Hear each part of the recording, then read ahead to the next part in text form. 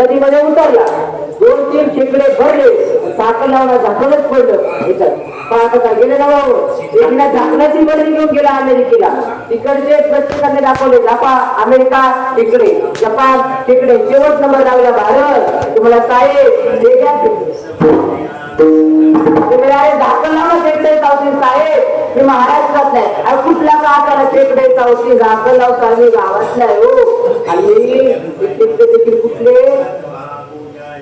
आणि तिकडे तिकडे आमच्या गावातले आमचे लोक एकमेकांना उठून देण्याचे. तर म्हणून आपल्या माणसाला आपला माणूस मोठा झालेला तुकोबाराला त्रास देणारे जे गावातले होते, तुकोबाराला कारोवरती बसवलं, तुकोबारा मला करायचं का गावात जायचं, मला का चांगली झालं काय गाडो बसवलं तरी मध्ये करायचं, एकदा मला अजून काहीतरी करा. तुकोबाराची भिंड गावच्या दिवशीपर्यंत गेली. चुलीवरची तवा होता, एका माणसाने तव्याला हात घेतला आणि काळा झालेला हात काढून जुगडगिरी तुकोबारांच्या तोंडाला फुटून टाकला. आई काय केलं माझ्या जगद्गुरु तुकोबारांचं तोंड. तुकोबारांची भिंड तुकोबारांच्या घराकडे गेली. तुकोबारांच्या पत्नीला आपल्या पतीची झालेली अवस्था पाहावी आणि ज्या पत्नीला आपल्या पतीचा झालेला अपमान करून तिला पतिव्रता असं म्हणतात. तुकोबारांच्या पत्नीला वाटलं गावामध्ये नेमकं झाले तरी काय. तुकोबारांची पत्नी घरातून दारातून उभ्या मोठे आली आणि आपल्या पतीची झालेली अवस्था पाहावी. तुकोबारांच्या पत्नीला राग यावा. तुकोबारांची पत्नी अंगणामध्ये आली, गावकऱ्यांना म्हणले, अरे माझा पती भोळा आहे, माझा पती संत आहे, माझा पती चांगले, माझा पती तुम्हाला पंढरपूरला घेऊन चालला होता, त्याला तुम्ही हाताने काही वाजवली असती, मुखानं भजन केलं असतं, गेल्याच्या नंतर चंद्रभागेचं स्नान केलं असतं, देवाने तुम्हाला पाहिलं असतं, तुमचा देखील शेवट काय झाला असता, तुमचा देखील शेवट काय झाला असता, कोण झाला असता. माझ्या पतीचा अपमान केला ना आणि वाटोळ तुमचं. ज्यांनी गाडो बसवलं त्यांना काहीच झालं नाही, ज्यांनी काय लावलं त्यांनाही काय झालं नाही. तुकोबारांना घाम फुटला. तुकोबारांना वाटलं जी आरती बोलली ती आरती खरं, कारण तुकोबारांची पत्नी आली काय होती, आपल्याला गायकांसाठी नव्हती, पायाची कवडा करते बिचारा. तुकोबारांच्या पत्नीच्या पायात काटा घुसला तर जगाच्या बापानं दाताने येऊन काढला. एवढा अधिकार जर कोणाचा असेल तर माझ्या जगद्गुरु तुकोबारांच्या पत्नीच आहे. जगद्गुरु तुकोबारा गाडावरून खाली उतरले म्हणजे, अगं कशाला वाईट बोलते, अहो माझ्या अपमान केलाय तुमचा, कसला अपमान, अहो गाडव बसवले तुम्हाला. तुकोबारा मला अपमान नाही, लोकांचं माझ्यावरती असलेलं काय प्रेम आहे. काय तुकोबारांची पत्नी म्हणली, का पागल बिगल झाला का, हे कसलं प्रेम. तुकोबारा म्हणले, आई ते माझ्यासाठी एकत्र, माझ्यासाठी पैसे गोळा, ते माझ्यासाठी एकत्र आले, माझ्यासाठी पैसे गोळा केले, माझ्यासाठी वाहन आणलं, मला गाडव बसवलं, त्याचा पाय चालतात, प्रेम नाही तर काय. तुकोबारांची पत्नी म्हणली, ते असं वय तोंडाला काळा लावला, आता तुकोबारांना बोलता येईना.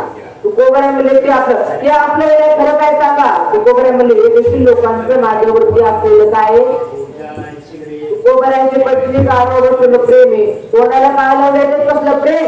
तुकोबारा म्हणले, आई यानं पुढे घेऊन चाललो होतो, पंढरपूरला कोण आहे, माझा जो पांडुरंग दिसायला कसा आहे.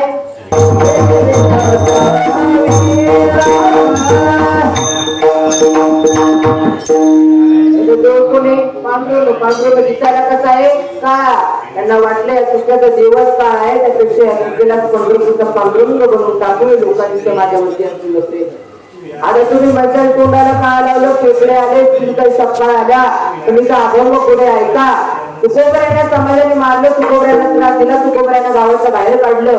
तर लोहगाव मध्ये तुकोबारांच्या अंगावरती उकळतं पाणी टाकावं आणि तुकोबारांनी म्हणावं, जळो माझी काया लागला वनवा, जावरे केशवा माई बापा. तुकोबऱ्याने समाजानं मारलं, तुकोबऱ्याने गावाच्या बाहेर काढलं, तर लोक गावामध्ये तुकोबऱ्याच्या अंगावरती उकळतं पाणी टाकावं, तरी सुद्धा तुकोबऱ्या म्हणतात मी देवाचं भजन सोडलं, देवाचं नामस्मरण सोडलं.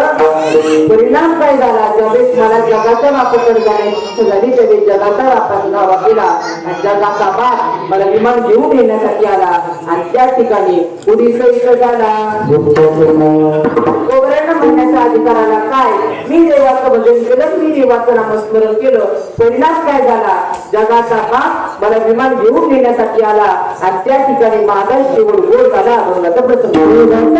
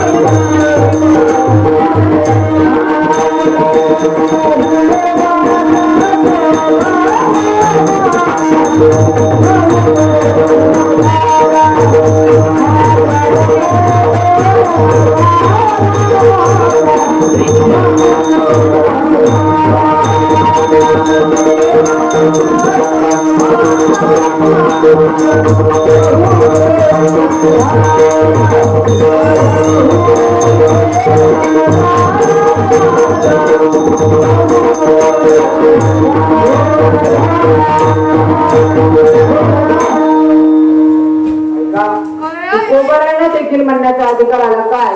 मी देवाचं भजन केलं, मी देवाचं नामस्मरण केलं, परिणाम काय झाला? माझा देखील शेवट काय झाला? जगाच्या पाठीवर अनेक संत झाले, संत बहिणाबाई, संत मीराबाई, संत ज्ञानोबाराय, संत कोफामिया, अनेक संत झाले. सर्व संतांना आपलं जीवन इथंच ठेवावा लागला. जगाच्या पाठीवरचे एकमेव संत झाले ते ह्याच इथे पुसायला गेले. त्यांचं नाव फक्त तुकोबऱ्यांचा शेवट तो झाला का? तो नाही जायचा. ज्या पवित्र अशा आळंदीमधून आम्ही आलोच ना, त्या आळंदीमध्ये ज्ञानोबायांना देखील म्हणण्याचा अधिकारी काय? माझा देखील शेवट काय झाला? ऐका, ज्ञानोबारायांची आई निघून गेली होती, ज्ञानोबारायांचा बाप देखील निघून गेला होता. ऐका,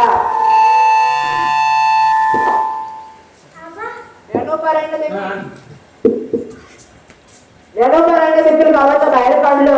ज्ञानोबारायांच्या आईवडिलांना देहांचं प्रायश्चित्त घ्यायला लावलं. ज्ञानोबारायांना कधी मधुकरी मिळवून दिली नाही.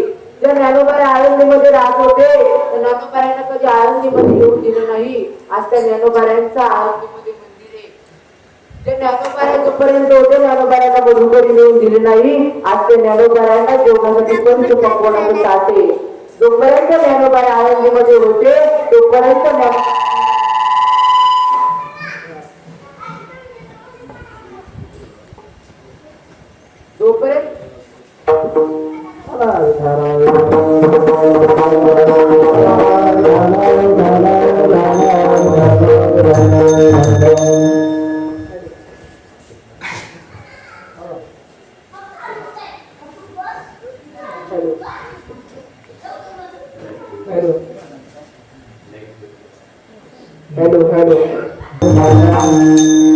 जोपर्यंत ज्ञानोबाने होते तोपर्यंत ज्ञानोबाऱ्यांना आळंदीमध्ये येऊन दिलं नाही. तो आज त्या ज्ञानोबाऱ्यांना बसण्यासाठी चांदीचा खॉट आहे. जोपर्यंत ज्ञानोबारा होते ज्ञानोबाऱ्यांना कधी आळंदीला स्पर्श करून दिला नाही, इंद्रायणीच्या नदीला कधी स्पर्श करून दिला नाही. आज त्या ज्ञानोबाऱ्यांना त्या इंद्रायणीचा अभिषेक आहे. जोपर्यंत ज्ञानोबारा होते ज्ञानोबाऱ्यांना आळंदीमध्ये येऊन दिलं नाही. आज त्या ज्ञानोबाऱ्यांच्या मंदिरावरती 22 किलो सोन्याचा कळस ते माझ्या ज्ञानोबाऱ्यांची श्रीमंती आहे.